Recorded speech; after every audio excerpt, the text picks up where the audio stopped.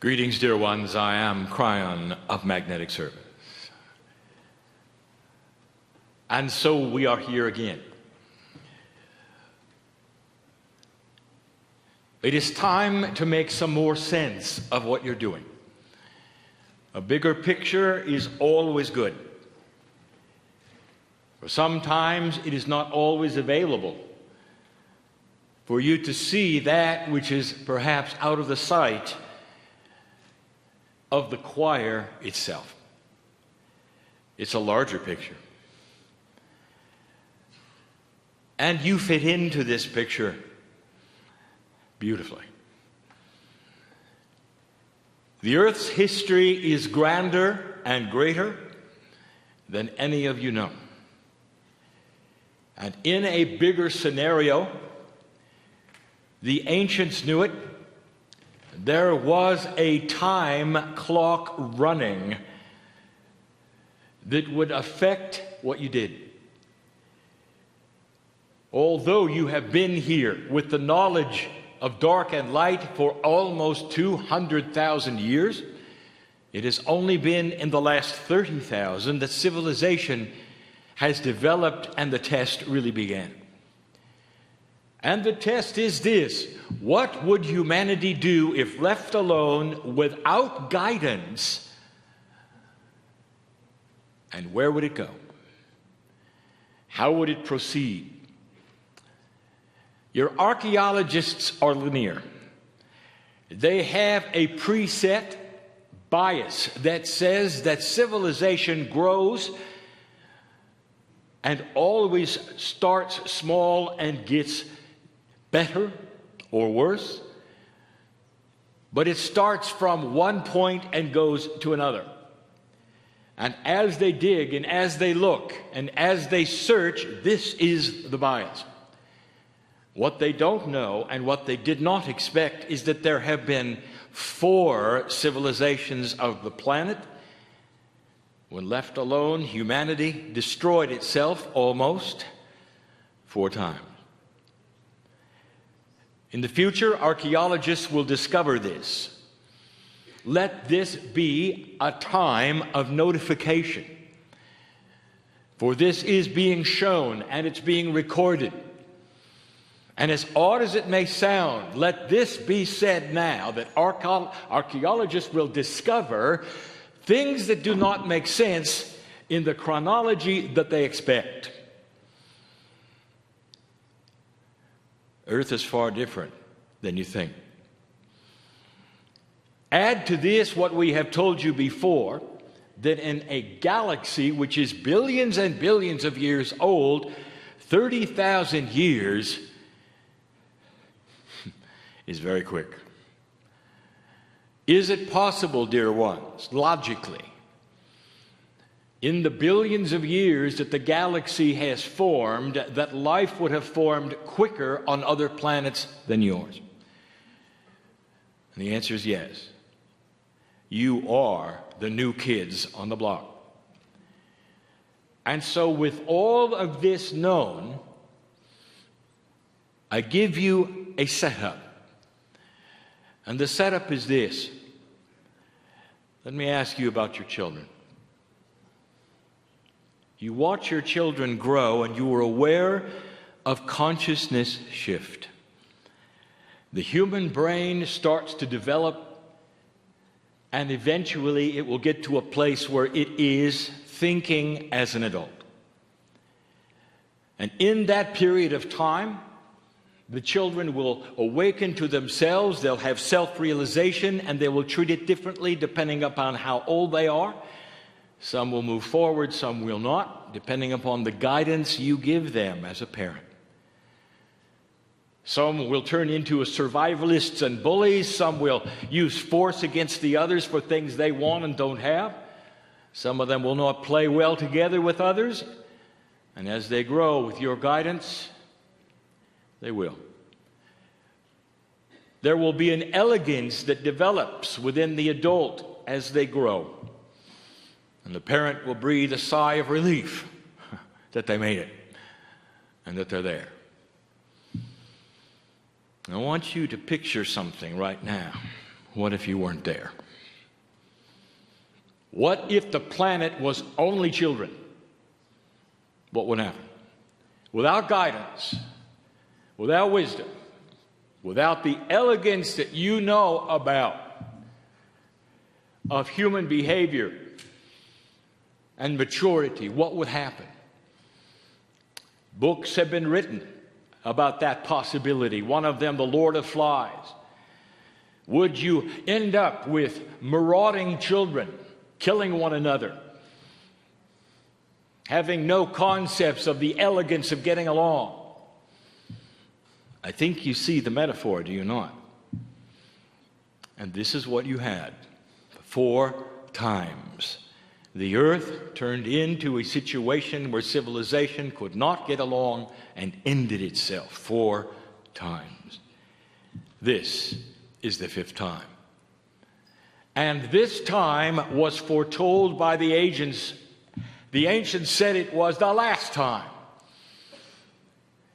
And when you turn this page, if you had not learned by yourselves what you needed to learn, you would have the end of humanity. And that was your prediction, if you recall.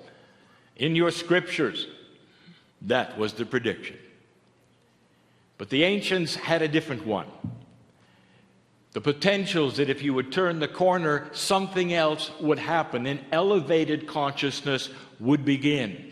Now, use your common sense and your logic. Do you think that would have simply happened by itself because you passed the marker, or would there be some outside influence because of it? In come the parents. The transmissions from the great central source, representing other planets of ascension, will be given to you, received here. And what will it give you? What is appropriate? What would you give if you found a tribe that had never advanced, that was thousands of years old, had never heard of anything else on the planet, and were losing their population due to disease and death and bad water and all the other things, and you suddenly found them? What would you give them? Let me ask you this. In all logic, what would you give them, dear human being? Would it be McDonald's and Monsanto? No. Let's start to think about it. What would you give them? These are all metaphors. You'd give them clean water. You'd teach them to rotate their crops and work with Gaia. You'd give them tools so they could build what they wanted to build in a better way. You'd give them life extension without drugs. You'd show them what's in the forest that they would need and could use. And then when they'd have that, you'd teach them to read. You'd give them literacy. You'd show them poetry. You might even give them colors they'd never seen. You'd show them artwork and music. And that is what the Pleiadians are going to do for you. Yes, there will be inventions, for you are device-driven, but not forever. The devices that you have, they'll reach a limit, dear ones. They're the training wheels on your bicycle. And there'll come a time when you won't need them, and you'll throw them away, and the consciousness will be high enough so that you will meld with physical things and do what the masters did. The Pleiadians are not coming to give you what they have. They're coming to give you the things that you want and you need that are elegant, the colors, the artwork, the music, the literacy, the awareness of what is really around you. Stand back, for in these next generations there will be unexpected things, and they will follow the lines, potentially, of what I've given you as I stand here. The news that I give today will remain long after the corporeal body of this man is gone. And I want science to trot it out and look at it. And maybe this will not be quite as spooky then, and maybe this will not be full weird at all. Maybe this will be the truth. Indeed.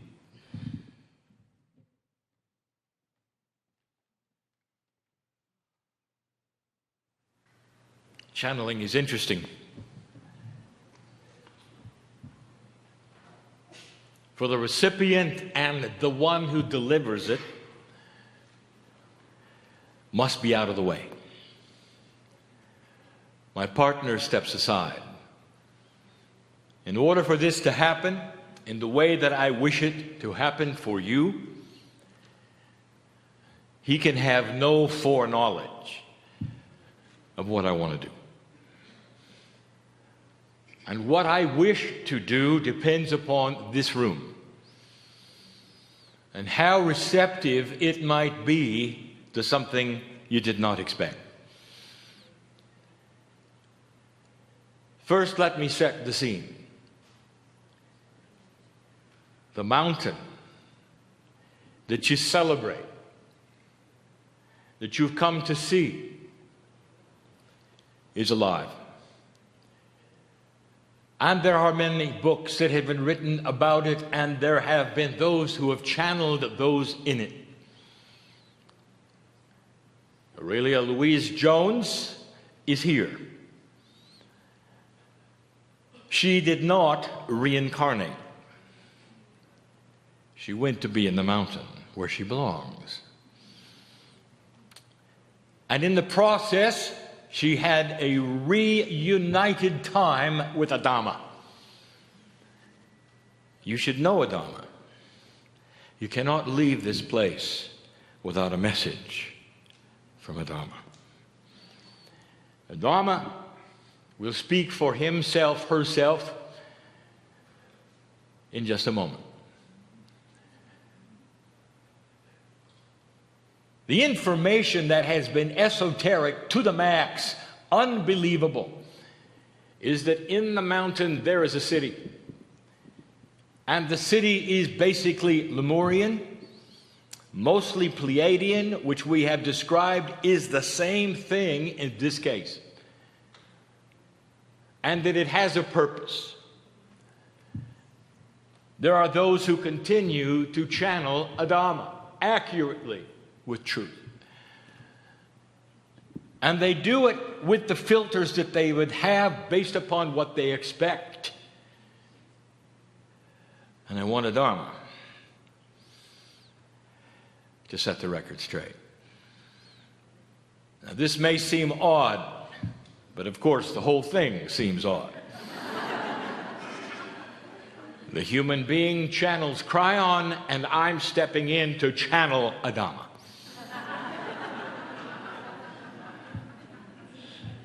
You see, Adama is not on the other side of the veil. You see, Adama is alive. Adama has what we would call a quantum consciousness that always was and will be as long as Adama wants it. Now, does that sound like a Hebrew prophet to you who could choose the moment of ascension when he was finished? This is a quantum attribute. Imagine life as long as you wish it to be, either corporeal or not, and a transition on your schedule. Does that sound odd to you? It sounds like it would be miraculous. Only angelic beings can do a thing like that. Really? Or perhaps it's simply high consciousness. Just for a moment or two, let us see what Adama has to say.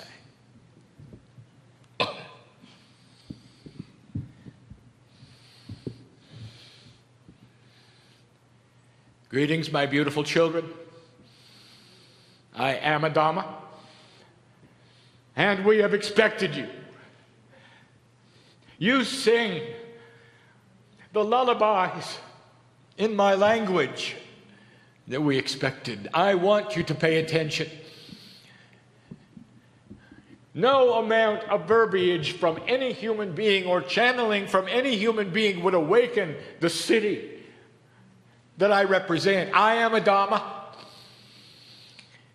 You see me as male, I am not.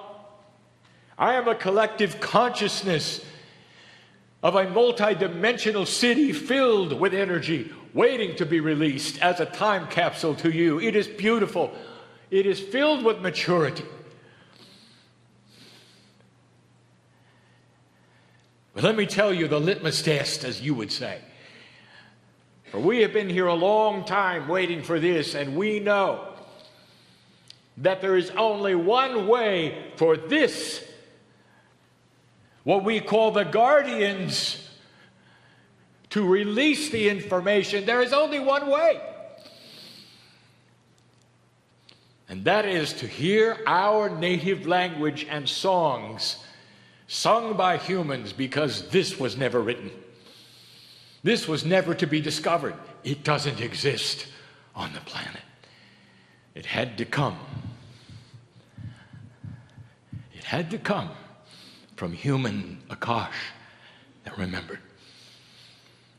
And when it did, it would be the signal and the sign. It would be proof that it is happening. That's the only proof that would be satisfactory, and you have come to sing it to us. Let it be known that the mountain has heard it, is ready.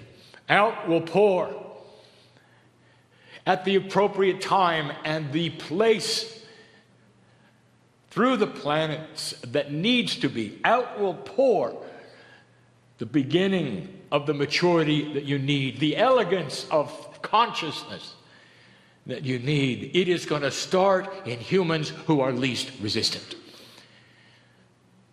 And those will be those who are young, who have not made up their mind whether this is silliness or whether it's real. And out will flow then the abundance of the maturity that we have for you.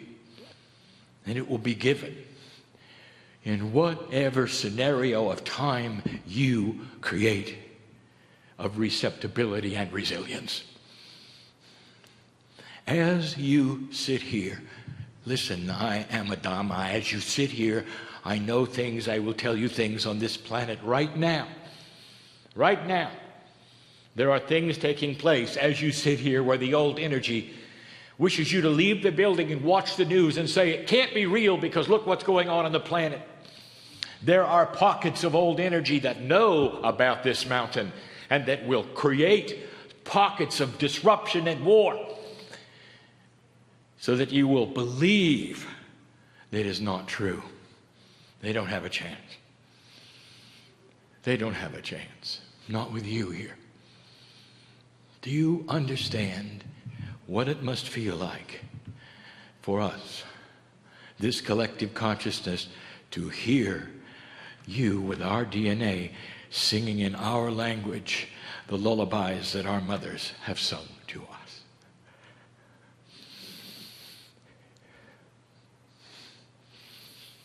Thank you. Finally, it is time. I am a Dhamma. Thank you. Today, the mountain celebrates.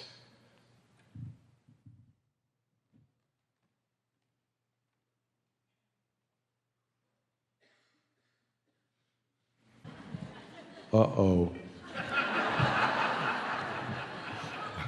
Sometimes I get premonitions. I was said I can't leave.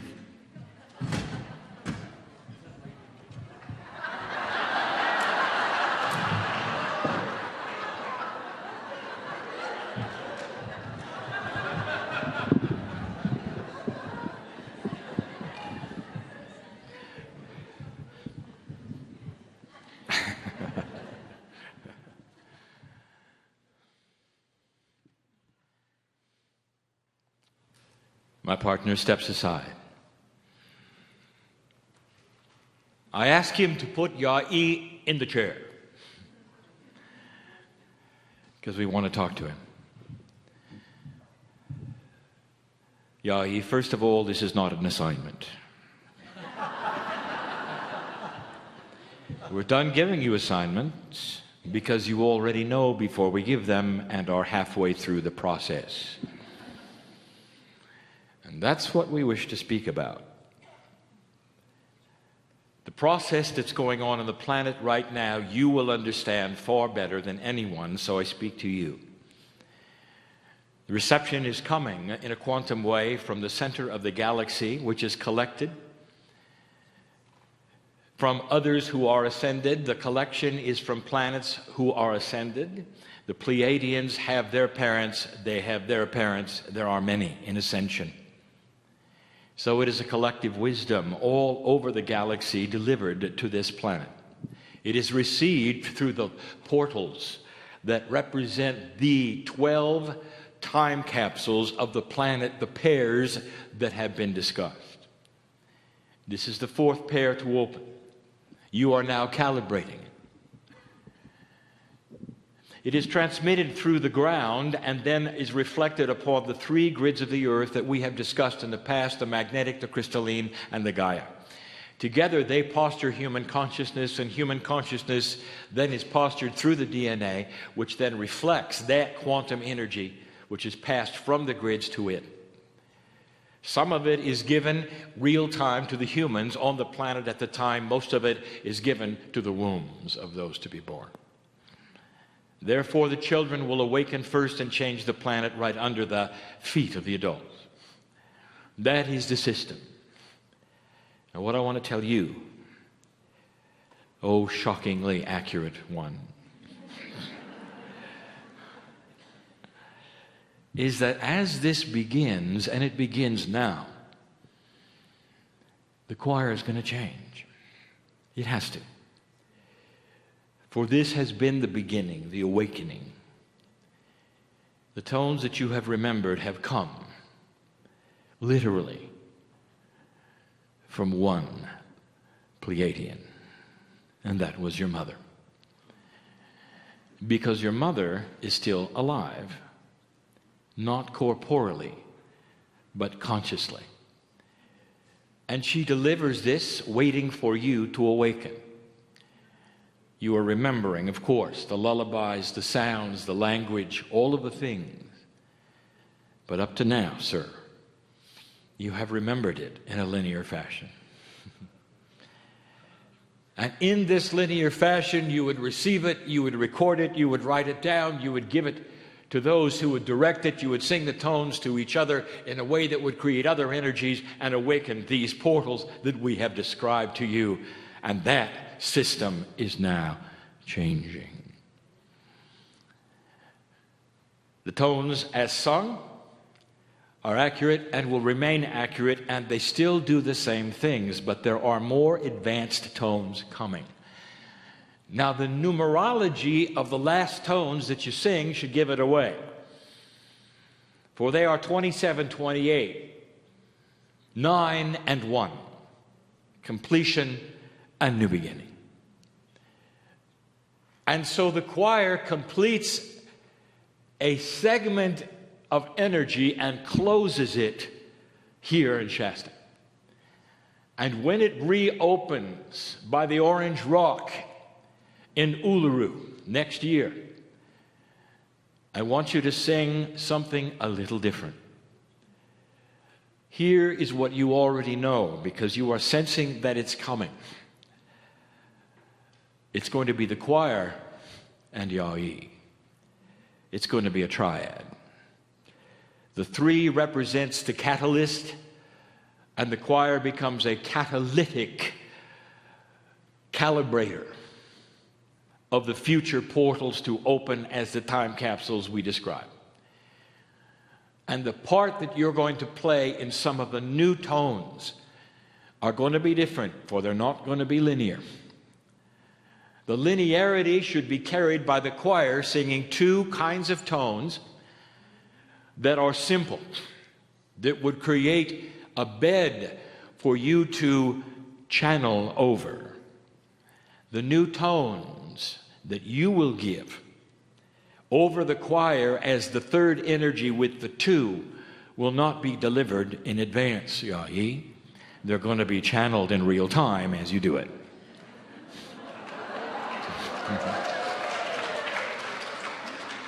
You knew this was coming. It's not an assignment. And I know you're comfortable with it, sir, because you're already doing it.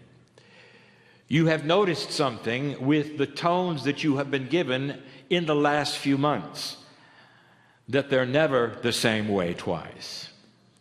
They change because the planet is changing under you, because your mother's information is starting to awaken, and each time you get it, it's different. So now, don't go through the process of linearizing any of it. Don't even write it down. Just stand and deliver. You are the one, Yai, to do this. And I know you will. Blessings.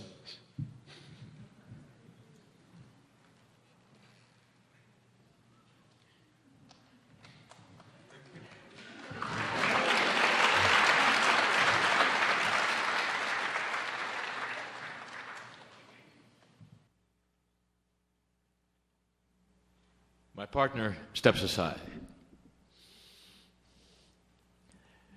All through these last 2 years, I have attempted to demystify the kinds of things that are happening now on the planet that seem odd. If someone were to attend this and they were not familiar with the energies, they wouldn't understand. And so I want to turn again to history. I want to remind you of something. There is a profundity happening right now with the indigenous of this planet that reflects the ancient prophecies of over 4,000 years. And 4,000 years is simply how long ago they knew they existed, but they've existed for 10. For even the Sumerians had this prophecy. And the prophecies come together now on the planet synchronistically. They echo what the Mayan calendar said indeed would happen. The end of the long count represented the end of the calendar completely. So terminal was it that it could not be revised. A new calendar had to be put in place. It has many names, for the ancients were not able to connect together to give it a common name, but the prophecies were the same. The prophecy of the eagle and the condor representing a higher consciousness, a softer earth. The awakening of the puma, the movement of the kundalini. It continues and continues. North America, South America, all over the planet. And it has nothing to do with New Age. It has nothing to do with the choir. And yet everything to do with all of it. This is not a New Age event. This is an ancient event. The very thing that you are doing was foretold by the ancients for this time in history, past the precession of the equinoxes. It would bring this planet to an awakening. And I want to remind all of those who would watch this in disbelief or not understand what this was all about. It is the fulfillment of a prophecy that is not published well, but will be. For the ancients are getting together, and the indigenous are starting to realize that the prophecies that they've all had all over the planet are the same one. And that prophecy says that should you pass this marker, this 5th time, a chance, a potential for an awakening planet would exist. That is not from Kryon. That's from civilization. Your planet has created this. The ancients have told you about it. It has been recorded, and it is here. It's not a mystery. And it's not something that only a few would understand or do. It is part of ancientness and the prophecy of those who would bring you something on this planet that would be hopeful. And so I want to again deliver the message that in the process of fulfilling this prophecy, there is no predestination that it will take place, only a potential that is so grand and that has been so strong for 25 years that you've been preparing for it. I am Kryon. I would not be here. I would not have visited. My partner, I would not have awakened his consciousness if the potential was small. The potential is grand and it is great, and you cannot sit back and watch it happen. You are actively participating in an event that many would think was odd and strange, but you feel it, do you not? And it has to do not with entities in the mountain, but a grander purpose which we call divine source in God. Is it possible that the master physicist of the universe is involved in your life? Is it possible that the master physicist of the universe is involved in the ascension planets that are trying to speak to you and will eventually, if you let them? And that this is all tied in with a monotheistic God that is worshipped by this planet, seen as beautiful, as perfect. Could it be that these things all tie together in a way that nobody expected? And that it's intuitive. And that there would be those from all lands who could relate to this prophecy from all lands. And that the North would meet the South, bringing together finally the consciousnesses of politics, business, religion, government into a softer existence where they can see one another differently and get along. This is why you're here. It's not New Age. It's not a group of fanatics singing funny tones, and that's what you'll be told. Indeed, it is the love of God personified in a quantum way that so many people cannot see or enjoy or feel. Human beings are so quick to feel the emotions of love and not understand them and accept invisible forces, and yet they will draw the line at this. Well, it's time to get out of the bubble and see what this truly is. It is a magnificent manifestation of everything the ancients told you you could do and what would happen if you put your mind to it. I want you to go from this place. Enjoy the sun on your face. You may even sing to the mountain if you choose. For they have seen what you have done this day, and now they're ready to celebrate with you. Let the calibration be finished. And let the nodes and the mole come together that were created for this purpose on this day in year one. It is done. And you have done it. And so it is.